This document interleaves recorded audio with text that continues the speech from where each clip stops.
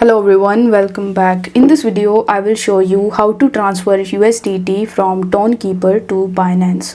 For that, you need to launch your Tonkeeper wallet application, and here on the home page, tap on the sign button. After that, it will ask you to provide the address or the name or to scan the QR code. So in order to get these details, we need to launch our Binance application, and here you just have to log in into your account if you haven't already. On the home page, tap on the deposit option and then select the deposit crypto option. Here you will be able to see all of the cryptocurrencies that you can buy and sell on Binance. So as we are going to work with USDT, so you need to use the search bar in the top and search for USDT. After that, tap on USDT and then it will ask you to choose the network. Now among the given networks, select the Toncoin network.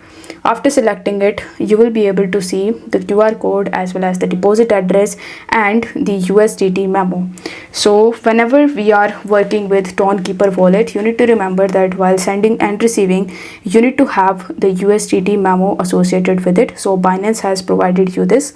So you just have to first copy the address from here, then go back to Tonkeeper wallet, paste the address in this section, then go to Binance, copy the memo and paste the memo in this section and press continue in the bottom.